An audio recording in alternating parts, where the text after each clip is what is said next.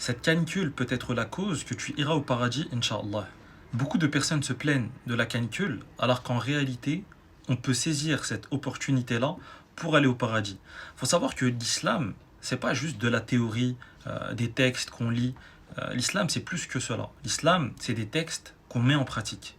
Et vous êtes nombreux à connaître l'histoire de la prostituée qui avait abreuvé un chien qui était assoiffé, et par cette simple cause, Allah Azza wa Jal lui a pardonné et l'a fait entrer au paradis. Comme on peut le voir autour de nous, beaucoup d'animaux souffrent de cette chaleur et sont plus vulnérables que la plupart d'entre nous, car eux n'ont pas forcément accès à de l'eau et sont plus confrontés au soleil également. Donc pourquoi pas, à chaque fois que tu vois un animal, que ce soit un oiseau, un chat, un chien, peu importe, aller l'aider à s'abreuver.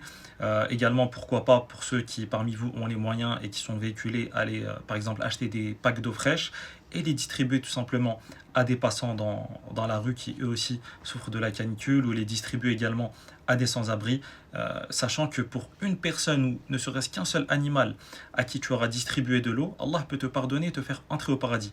Que dire de plusieurs personnes ou de plusieurs animaux, qu'Allah nous facilite à tous. Également, il est mentionné dans le hadith de Abu Huraira que le prophète sallallahu alayhi wa sallam a dit: il n'est pas une fatigue, une maladie, un souci, une tristesse, un mal, une angoisse ou même une épine qui touche le croyant sans que Allah par cela lui efface une partie de ses péchés. Donc en dehors du fait de donner par exemple l'aumône, ce qui peut te valoir le paradis, le simple fait de patienter face à la canicule et à sa difficulté, Allah subhanahu wa ta'ala peut te pardonner des péchés et te faire entrer au paradis par ta simple patience et le fait que tu ne te plaignes pas du décret d'Allah subhanahu wa ta'ala, qui est celui qui décide de la météo que nous avons, que ce soit la pluie, le soleil, la chaleur, le froid et ainsi de suite.